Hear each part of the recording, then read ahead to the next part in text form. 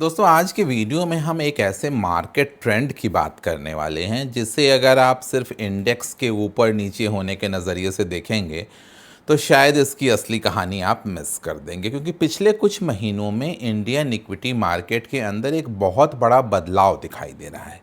पैसा large cap से mid cap और स्मॉल कैप की तरफ जा रहा है।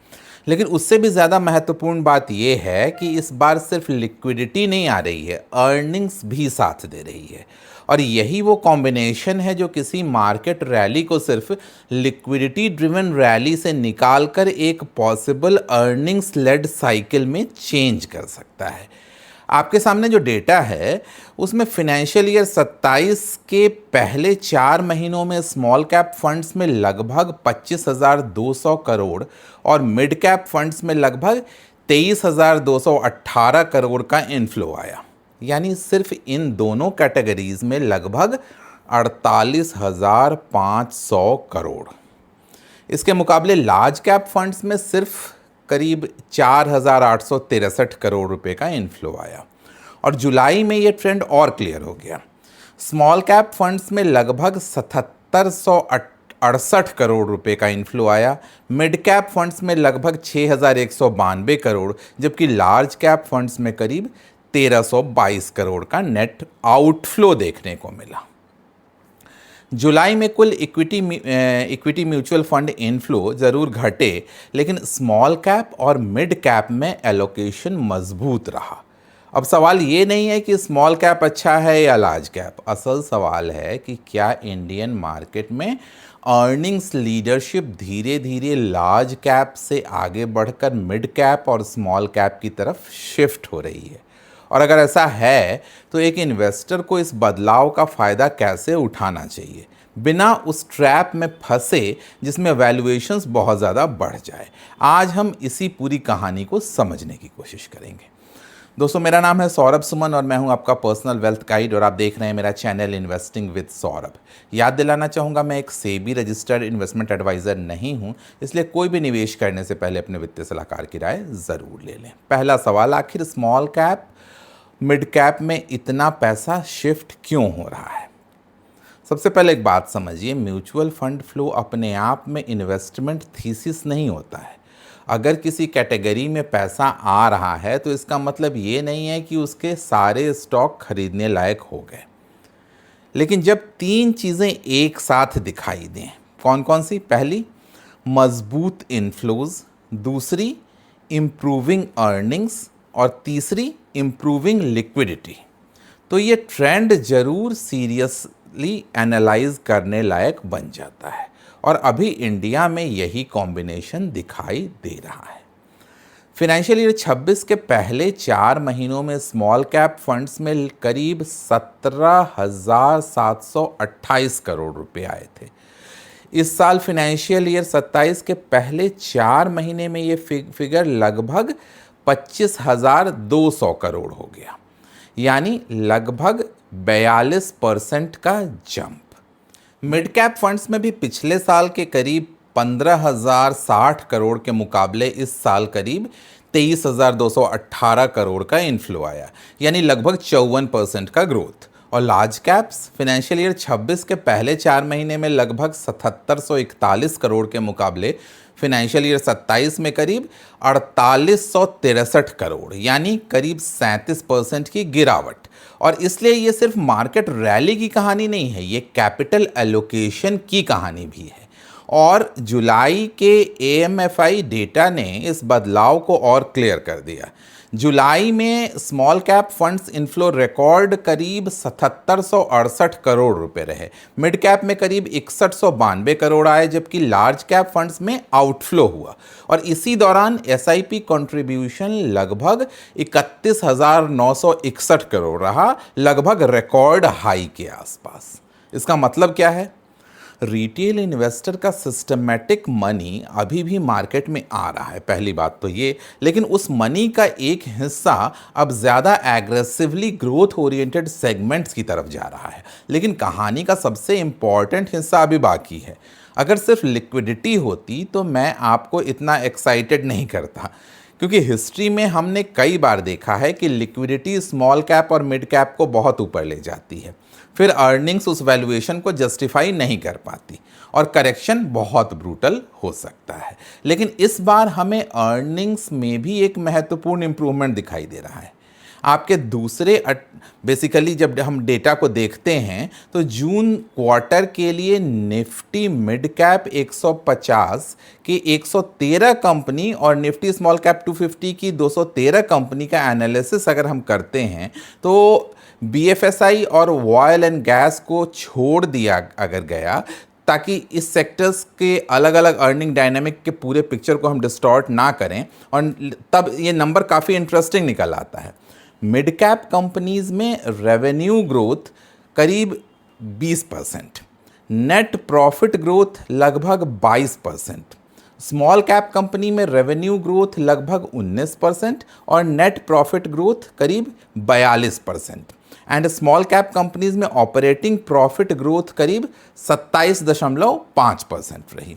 और ये रेवेन्यू और प्रॉफिट ग्रोथ का कॉम्बिनेशन काफ़ी इंपॉर्टेंट हो जाता है, क्योंकि इसका मतलब सिर्फ सेल्स बढ़ना नहीं है, कुछ कंपनियों में ऑपरेटिंग लेवरेज और मार्जिन इंप्रूवमेंट भी दिखाई दे रहा है। और यही वजह है कि मिड और स्मॉल कैप रैली को सिर्फ स्पेकुलेटिव रैली कह देना शायद सही नहीं होगा।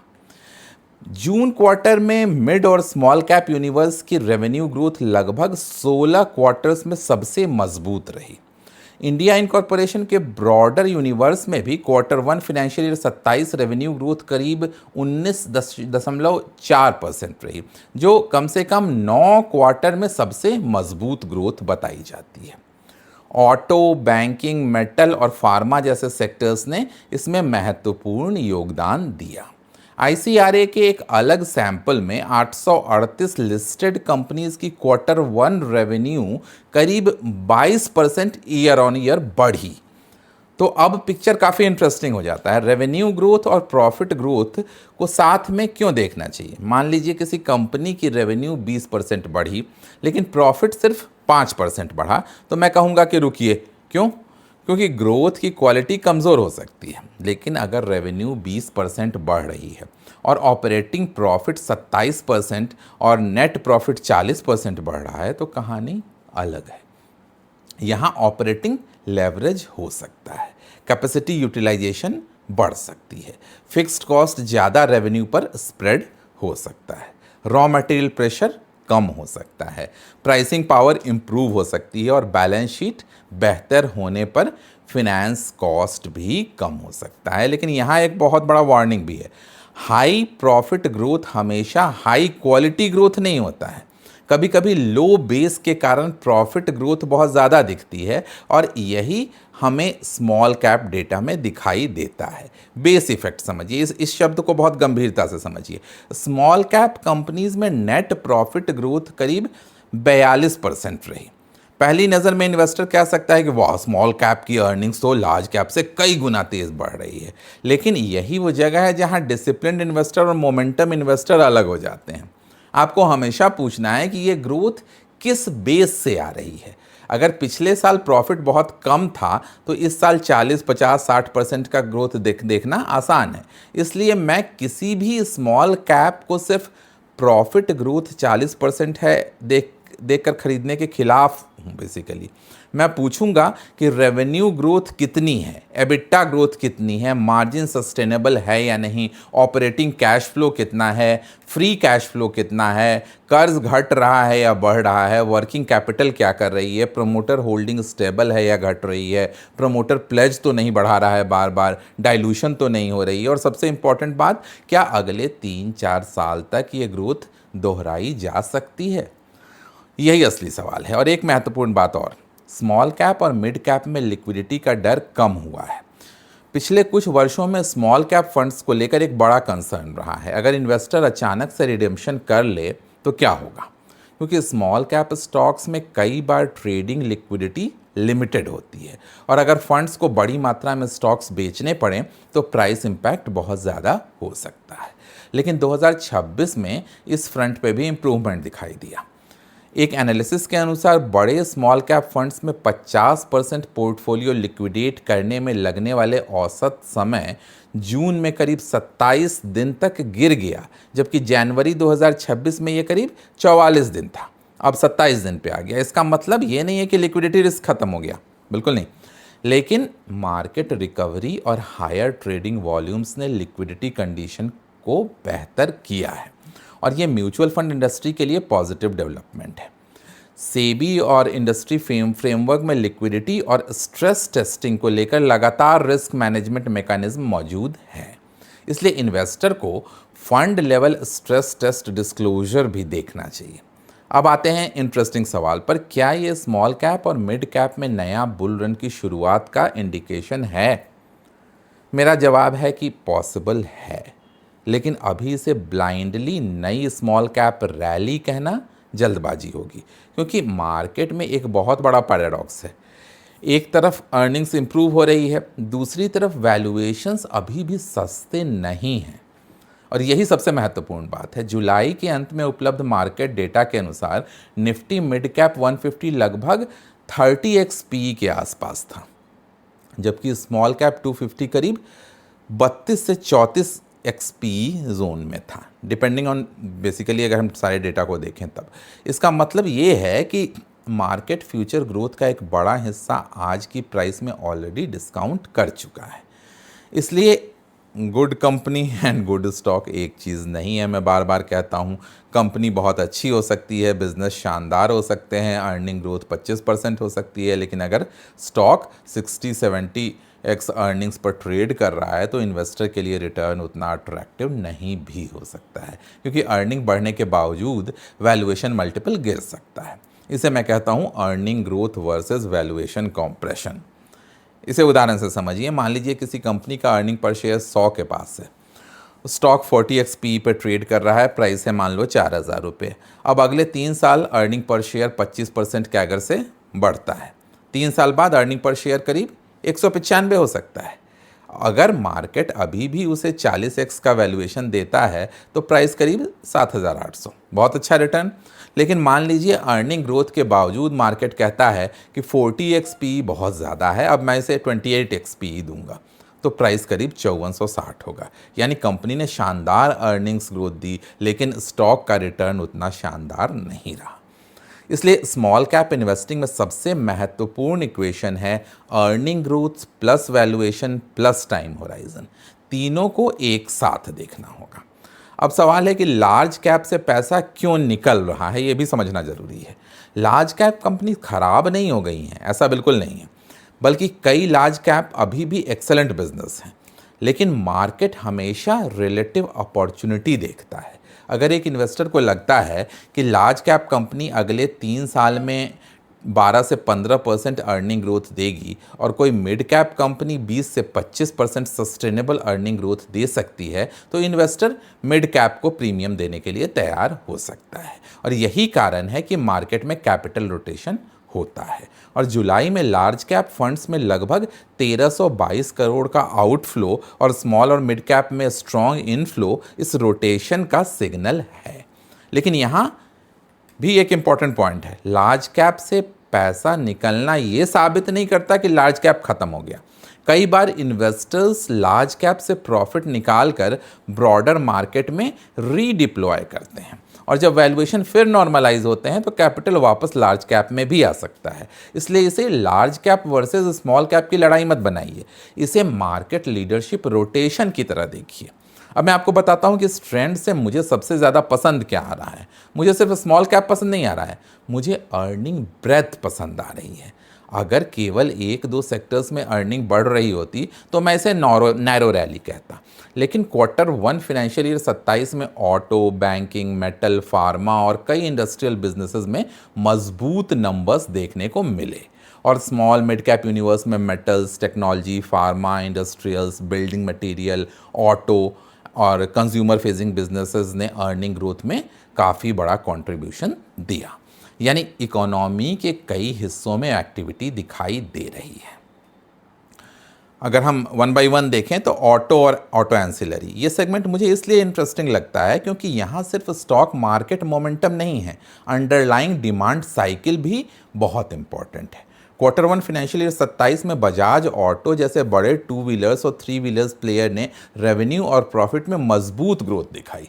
लेकिन इन्वेस्टर के लिए असली अपॉर्चुनिटी सिर्फ बजाज ऑटो जैसे एस्टैब्लिश्ड नाम नहीं है, आपको पूरी वैल्यू चेन देखनी चाहिए। Two wheeler, commercial vehicle, passenger vehicle, tractors, auto components, forging, precision engineering, EV component, battery ecosystem और एक्सपोर्ट ओरिएंटेड ऑटो एंसिलरी भी। उदाहरण के लिए क्राफ्टमैन ऑटोमेशन ने क्वार्टर वन फाइनेंशियल ईयर 27 में रेवेन्यू में करीब 36% ईयर ऑन ईयर ग्रोथ और पीबीटी में 100% से ज़्यादा ग्रोथ रिपोर्ट की। अब इसका मतलब ये नहीं है कि क्राफ्टमैन ऑटो आपको खरीद लेना है, मतलब सिर्फ इतना है कि जब सेक्टोरल अर्निंग साइकिल मजबूत होती है तो वैल्यू चेन के अलग अलग हिस्सों में अब अर्निंग अपॉर्चुनिटीज़ पैदा होती हैं और इन्वेस्टर को यही खोजना है, यही खोजने की नज़र भी रखनी है। कैपिटल गुड और इंडस्ट्रियल इंफ्रास्ट्रक्चर की बात करते हैं। ये मेरे लिए इस पूरी कहानी का सबसे इंटरेस्टिंग स्ट्रक्चरल थीम है क्योंकि इंडिया का कैपेक्स साइकिल सिर्फ गवर्नमेंट स्पेंडिंग की कहानी नहीं है, ये कहानी है power transmission, railway, defence, manufacturing, data centre, warehousing, logistic, renewable energy, electrification और प्राइवेट सेक्टर कैपेसिटी एक्सपेंशन की। इन सब के कारण इंडस्ट्रियल इकोसिस्टम के कई बिजनेसेस को फ़ायदा हो सकता है। लेकिन यहाँ फिर वही रूल लागू होगा, थीम खरीदना आसान है, सही कंपनी चुनना मुश्किल है। आपको देखना होगा ऑर्डर बुक कितना है, ऑर्डर इनफ्लो कितना है, एग्जीक्यूशन कितनी तेज़ी से हो रहा है, वर्किंग कैपिटल बढ़ रहा है या घट रहा है, रिसीवेबल्स कितने हैं, कर्ज कितना है, आरओसीई कितना है और सबसे इंपॉर्टेंट ऑर्डर बुक रेवेन्यू में कन्वर्ट होकर कैश फ्लो कब बनेगा। पॉलीकैब एक बहुत अच्छा एग्जाम्पल है। पॉलीकैब ने क्वार्टर वन फाइनेंशियल ईयर 27 में रेवेन्यू करीब 39% और नेट प्रॉफिट करीब 33% बढ़ाया। वायर एंड केबल बिजनेस में भी मजबूत ग्रोथ रही, लेकिन यहाँ भी इन्वेस्टर को केवल 39% रेवेन्यू ग्रोथ देखकर स्टॉक खरीदने की ज़रूरत नहीं है क्योंकि मार्केट ऑलरेडी इस ग्रोथ को प्राइस में डाल सकता है। आपको पूछना है कि क्या ग्रोथ अगले 3 से 5 साल कंटिन्यू रहेगी, क्या मार्जिन मेंटेन हो सकती है, क्या एफएमईजी बिजनेस स्केल कर सकता है, क्या वर्किंग कैपिटल कंट्रोल्ड रहेगा और वैल्यूएशन इस ग्रोथ के हिसाब से रीजनेबल है या नहीं है। यही है फंडामेंटल इन्वेस्टिंग। फार्मा में भी स्ट्रक्चरल अपॉर्चुनिटी है, लेकिन फार्मा में एक अलग तरह का रिस्क होता है, regulatory risk, USFDA, pricing pressure, product concentration, US exposure, patent cycle और company specific execution. Quarter one financial year 27 में इंडियन फार्मा एक्सपोर्ट करीब 6.8% बढ़कर 8.1 बिलियन रहे, जिससे एक्सपोर्ट ओरिएंटेड फार्मास्यूटिकल इकोसिस्टम की अंडरलाइंग स्ट्रेंथ दिखाई देती है। लेकिन सभी फार्मा कंपनी समान नहीं है। उदाहरण के लिए सिप्ला ने क्वार्टर वन में रेवेन्यू में करीब 2.3% ग्रोथ दिखाई, जबकि प्रॉफिट लगभग 39% गिरा क्योंकि एक्सपेंसेस तेज़ी से बढ़े थे। यानी सेक्टर अच्छा हो सकता है, लेकिन हर कंपनी अच्छा स्टॉक नहीं होती और यही डिस्टिंक्शन इन्वेस्टर को बचाता है। फिनेंशियल सेक्टर देखिए, फिनेंशियल्स को स्मॉल और मिड कैप स्टोरी से अलग करके नहीं देखना चाहिए, लेकिन यहाँ मैं थोड़ा सेलेक्टिव रहूँगा। बैंकिंग में asset quality, credit growth, NIM, deposit cost, slippage, credit cost, ROA, ROE, इन सब को देखना होगा और एनबीएफसी में फंडिंग कॉस्ट और एसेट क्वालिटी ज़्यादा इंपॉर्टेंट हो जाते हैं। जुलाई में म्यूचुअल फंड ने पीएसयू बैंक में एक्सपोजर घटाया और आईटी, ऑटो, फार्मा और कुछ प्राइवेट फाइनेंशियल एनबीएफसी नेम्स की तरफ एलोकेशन बढ़ाया। इससे एक इम्पॉर्टेंट मैसेज मिलता है कि इंस्टीट्यूशनल इन्वेस्टर अब सिर्फ मार्केट कैप नहीं, अर्निंग विजिबिलिटी और सेक्टर स्पेसिफिक अपॉर्चुनिटीज़ देख रहे हैं। मैन्युफैक्चरिंग और इलेक्ट्रॉनिक्स देखिए, इंडिया की मैन्युफैक्चरिंग स्टोरी अभी भी लॉन्ग टर्म अपॉर्चुनिटी है, लेकिन यहाँ वैल्यूएशन सबसे बड़ा ट्रैप बन सकता है। किसी कंपनी के पास पीएलआई बेनिफिट है, एक्सपोर्ट अपॉर्चुनिटी है, डिफेंस अपॉर्चुनिटी है, इलेक्ट्रॉनिक्स अपॉर्चुनिटी है, चाइना प्लस वन की अपॉर्चुनिटी है। इसका मतलब ये नहीं है कि स्टॉक किसी भी वैल्यूएशन पर खरीदना चाहिए। मैं पर्सनली थीम से ज़्यादा इन चीज़ों को देखूंगा कि revenue visibility, margin sustainability, cash conversion, customer concentration, capex intensity, return on capital और क्या मैनेजमेंट ने पहले भी अपने टारगेट्स डिलीवर किए हैं। और अब आते हैं सबसे इंपॉर्टेंट सेक्शन पर, इन्वेस्टर को अभी करना क्या चाहिए। मेरी नज़र में इस समय 3 तरह के इन्वेस्टर हैं। पहला, जिनके पास पहले से मिड और स्मॉल कैप एक्सपोजर है। दूसरा, जो नए इन्वेस्टमेंट की शुरुआत करना चाहते हैं। और तीसरा, जो रैली देखकर अब स्मॉल कैप में एग्रेसिवली एंट्री करना चाहते हैं। इन तीनों स्ट्रैटेजी अलग अलग होनी चाहिए। अगर आपके पास पहले से स्मॉल और मिड कैप है तो मेरा पहला सुझाव होगा कि सिर्फ इसलिए बेचने की ज़रूरत नहीं है कि स्मॉल कैप इंडेक्स ऊपर चला गया है। पहले अपने स्टॉक्स को क्लासिफाई कीजिए। मैं 4 बकेट बनाऊंगा। पहला बकेट वैसी कंपनियों का जिनकी अर्निंग्स स्ट्रॉन्ग है और वैल्यूएशन रीजनेबल है। इन कंपनी को होल्ड करने का लॉजिक सबसे मजबूत है। दूसरा बकेट, अर्निंग स्ट्रॉन्ग है लेकिन वैल्यूएशन एक्सट्रीमली एक्सपेंसिव हो चुके हैं। यहाँ पार्शियल प्रॉफिट बुकिंग या पोजीशन साइजिंग पे आपको विचार करना है। तीसरा बकेट, जहाँ अर्निंग्स वीक हैं और वैल्यूएशंस बहुत एक्सपेंसिव हो चुकी हैं। ये सबसे खतरनाक कैटेगरी है। यहाँ सिर्फ लॉन्ग टर्म है कहकर बैठे रहना सही नहीं है और आपको सीरियसली एग्जिट स्ट्रैटेजी सोचनी चाहिए।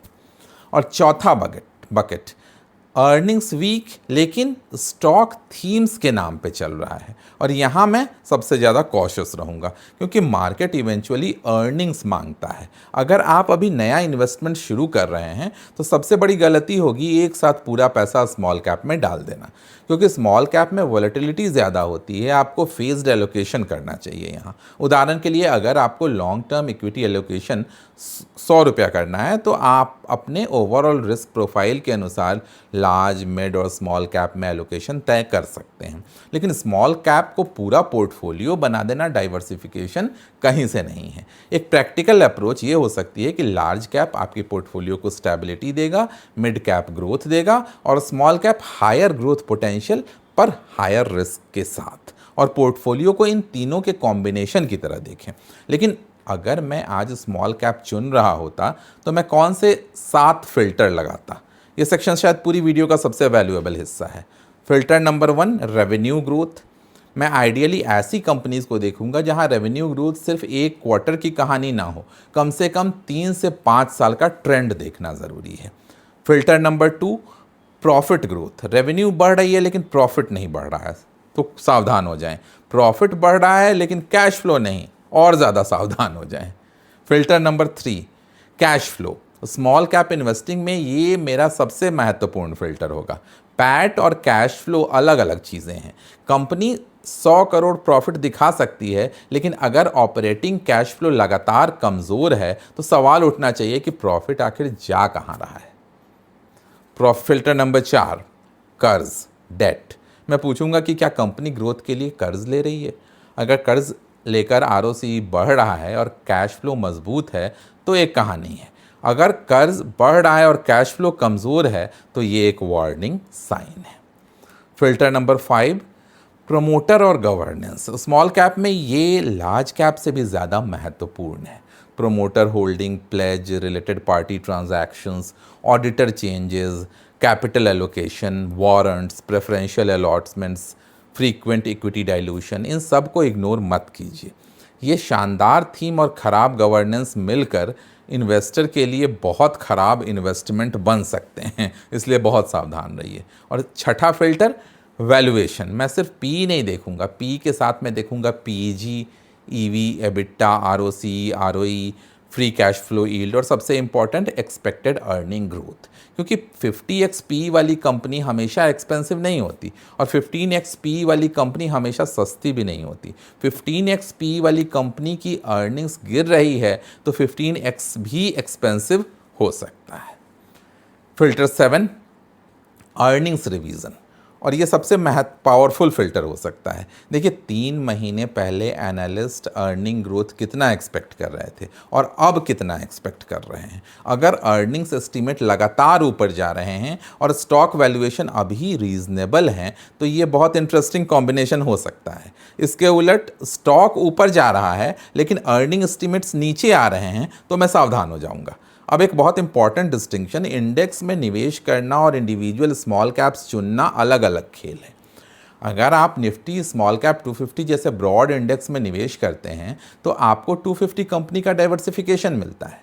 निफ्टी स्मॉल कैप 250 का उद्देश्य निफ्टी 500 में मार्केट कैप रैंकिंग के हिसाब से अलग 250 स्टॉक्स के परफॉर्मेंस को रिप्रेजेंट करना है।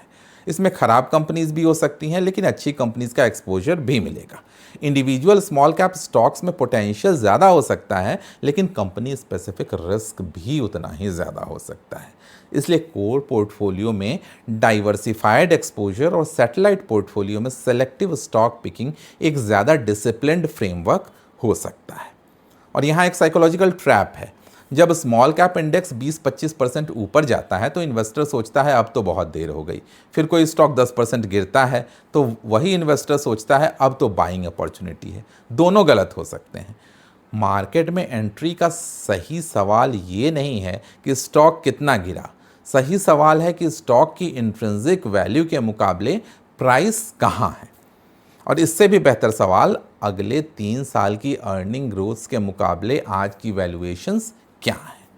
अभी स्मॉल कैप में सबसे बड़ा रिस्क क्या है? मेरी नज़र में सबसे बड़ा रिस्क क्रैश नहीं है, सबसे बड़ा रिस्क है अर्निंग्स एक्सपेक्टेशन का बहुत तेज़ी से बढ़ जाना। आज मार्केट कह रहा है कि स्मॉल कैप अर्निंग्स 20-25% बढ़ेगी, कल मार्केट कह सकता है कि 30% बढ़नी चाहिए, परसों कहने लगेगा 35% बढ़नी चाहिए, और अगर एक्चुअल ग्रोथ 18% आ जाती है तो कंपनी अच्छी होने के बावजूद स्टॉक गिर सकता है। इसलिए बुल मार्केट में सबसे बड़ा दुश्मन हमेशा खराब कंपनी नहीं होती, कई बार बहुत अच्छी कंपनी की बहुत ज़्यादा वैल्यूएशन ही सबसे बड़ी दुश्मन बन जाती है। दूसरा बड़ा रिस्क क्रूड ऑयल और जियोपॉलिटिक्स। अभी ग्लोबल एनवायरनमेंट पूरी तरह रिस्क फ्री नहीं है।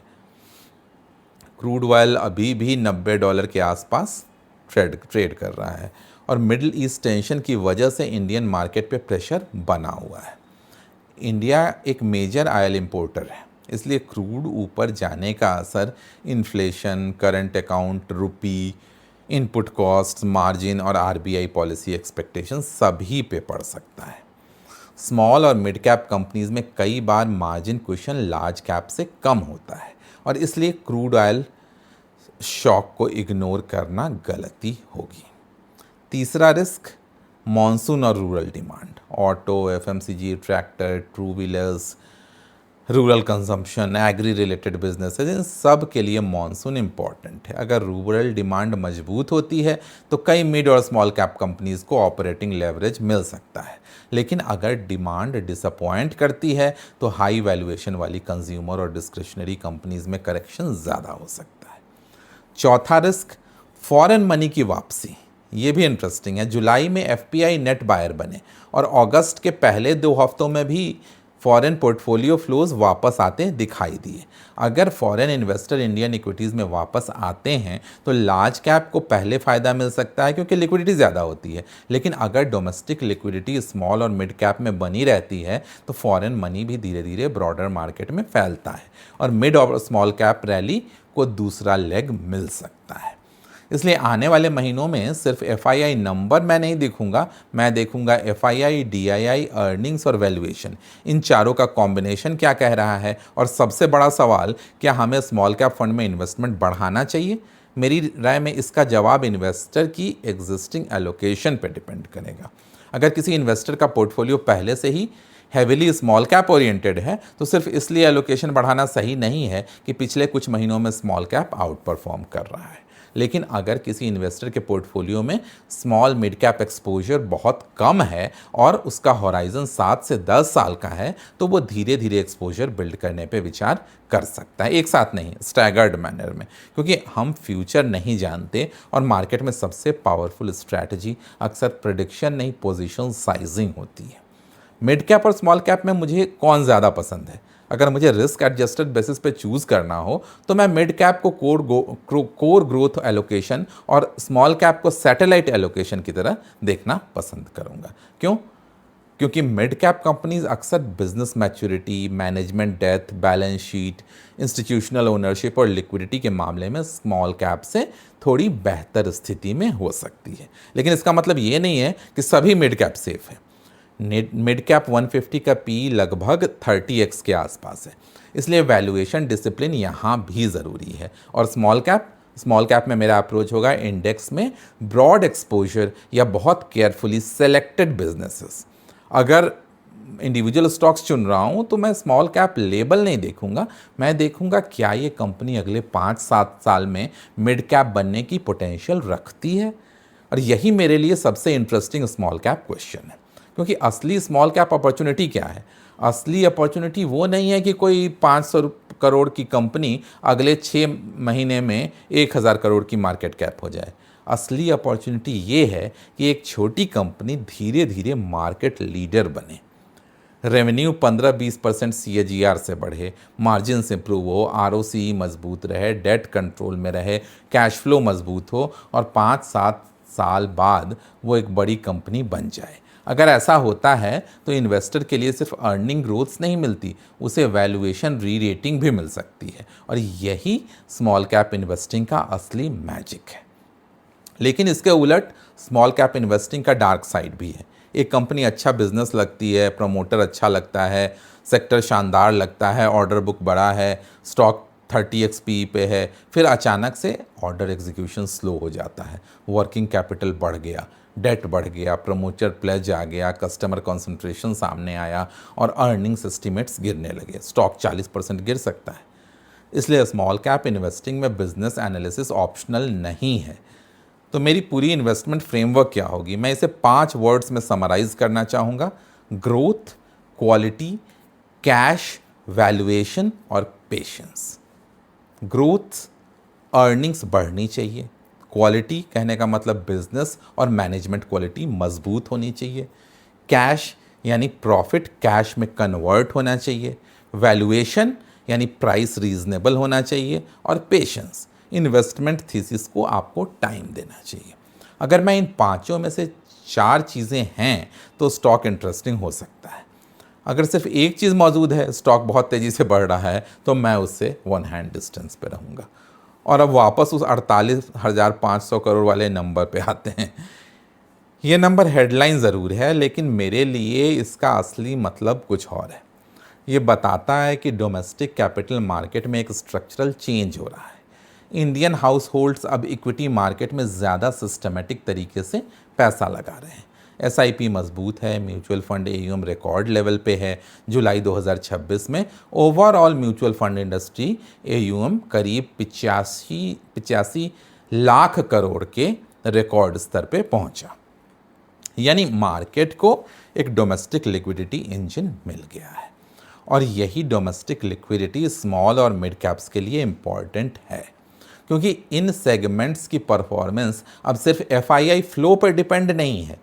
लेकिन याद रखिए, डोमेस्टिक लिक्विडिटी परमानेंट गारंटी नहीं है। अगर मार्केट बहुत एक्सपेंसिव हो जाता है, अगर अनएम्प्लॉयमेंट या कंजम्पशन कमज़ोर होती है, अगर अर्निंग डिसअपॉइंट होते हैं, अगर क्रूड ऑयल बहुत ऊपर चला जाता है, अगर ग्लोबल रिस्क ऑफ्स आ जाते हैं, तो डोमेस्टिक इन्वेस्टर भी कॉशियस हो सकते हैं। इसलिए SIP इनफ्लो को परमानेंट सपोर्ट सिस्टम मानना गलत होगा। मेरी नज़र में आने वाले 12 से 18 महीनों के लिए सबसे इम्पॉर्टेंट इंडिकेटर क्या होगा? Earning breadth. मैं हर क्वार्टर ये देखना चाहूँगा कि क्या अर्निंग सिर्फ 10-20 कंपनियों में आ रही है या 100-200 कंपनियों में फैल रही है। क्या रेवेन्यू ग्रोथ बनी हुई है? क्या मार्जिन्स एक्सपैंड हो रहे हैं? क्या ऑपरेटिंग कैश फ्लो इम्प्रूव हो रहा है? क्या अर्निंग एस्टिमेट्स ऊपर जा रहे हैं? और अगर इनका जवाब हाँ रहता है तो स्मॉल और मिड कैप साइकिल के पास आगे चलने की मजबूत रीजंस हो सकती हैं। लेकिन अगर प्राइस ऊपर जाते रहे और अर्निंग ग्रोथ नीचे आने लगी तो वार्निंग बेल बज जाएगी। इसलिए मेरी नज़र में अभी सबसे बड़ा अपॉर्चुनिटी क्या है? स्टॉक सिलेक्शन, ना कि ब्लाइंड इंडेक्स चेजिंग। आज का मार्केट शायद वो मार्केट नहीं है जहां कुछ भी खरीदो और रख दो, ये वाली स्ट्रैटेजी काम करेगी। बल्कि ये मार्केट शायद कह रहा है कि सही कंपनी चुनो, सही प्राइस पे खरीदो और उसे समय दो। अगर आप अगले कुछ महीनों में स्मॉल और मिड कैप स्टॉक को स्टडी करना चाहते हैं तो ये चेकलिस्ट सेव कर लीजिए। किसी भी स्टॉक को खरीदने से पहले पूछिए, रेवेन्यू ग्रोथ कितनी है, प्रॉफिट ग्रोथ कितनी है, एबिटा मार्जिन किस डायरेक्शन में जा रहा है, ऑपरेटिंग कैश फ्लो कैसा है, फ्री कैश फ्लो पॉजिटिव है या नहीं, कर्ज कितना है, ROCE और ROE क्या कह रहा है, प्रमोटर होल्डिंग स्टेबल है या नहीं, प्रमोटर प्लेज है या नहीं, ऑडिटर और गवर्नेंस ट्रैक रिकॉर्ड कैसा है, अर्निंग ग्रोथ अगले 3 से 5 साल तक सस्टेनेबल है या नहीं, करंट वैल्यूएशन कितनी है, हिस्टोरिकल वैल्यूएशन से कंपेयर करने पे स्टॉक की अभी पोजीशन क्या है, एनालिस्ट अर्निंग एस्टीमेट ऊपर जा रहे हैं या नीचे, और सबसे इम्पॉर्टेंट, अगर स्टॉक 30% गिर जाए तो क्या मेरा इन्वेस्टमेंट थीसिस फिर भी इंटैक्ट रहेगा। अगर इस आखिरी सवाल का जवाब नहीं है तो शायद पोजीशन बहुत बड़ी है।